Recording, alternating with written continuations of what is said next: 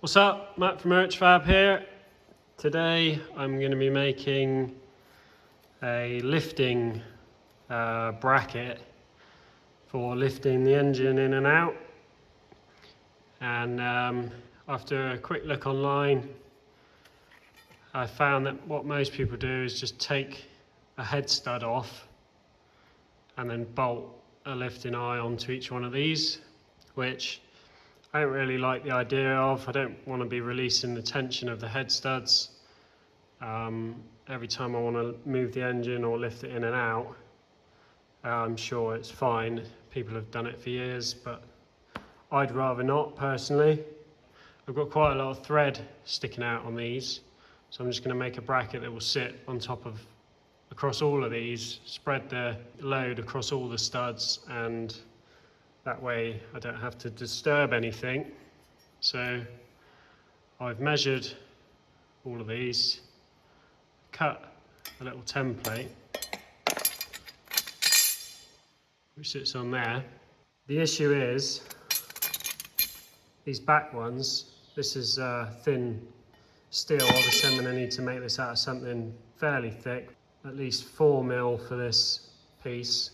The issue is there's only like 2 threads left, plenty on these front ones, so I'm going to do away with these back ones and just have it so it bolts along the front. And then if I use 4mm plate, I'll still have 7mm of thread for these to clamp onto, which is going to be enough. So that is the plan.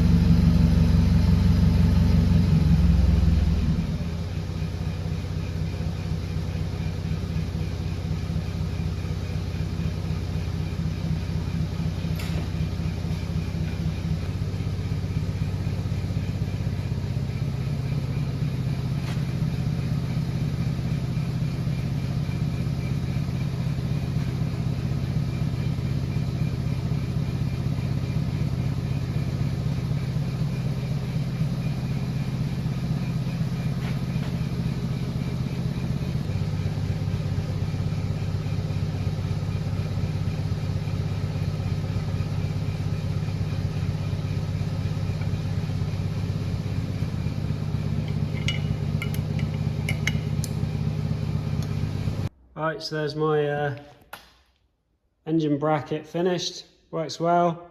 I just thought I'd better show a few people something in here. I had a few comments talking about a split pin, and it took me a while to realise what they were talking about, but I had a few people commenting on that split pin, and that it hadn't been bent over, but you can see, I can see why people thought it looked like it hadn't been, because from that angle it does look like it's not bent over, but it's folded over. It's the same on the other side. So yeah, nothing to worry about, but I can see how from this angle it does look like the pin's just sort of rested in there. So I welded this bracket using this machine, which I've got on loan from Extreme Plasma. It's one of their demo machines from GYS, and it's a double pulsed MIG welder. So I did this with double pulse MIG, and I use pulse welding a lot, and it normally leaves like a perfectly smooth flat weld. If you've watched a load of my videos, you would have seen it at some point. Whereas with the double pulse, it's actually pulsing from high to low as well as pulsing really fast, and that's what gives you that like ripple pattern, as if you were sort of like weaving the torch, but that's not, that's just a straight movement across there. So that was quite interesting. I'm going to do a whole video on pulsed MIG welding, and I'll go through some of the features on this and have a proper go with it. So if you're into that sort of thing, then keep an eye out for that video. If you're not interested in that sort of thing, then don't. But if you want to check out these machines, I'll put a link to the Extreme Plasma website in the description, and you can check them out on there. I do quite like this double pulse MIG setting, so I'll probably be using that a bit more often. It's going to be it for this one. Cheers for watching. See you on the next one.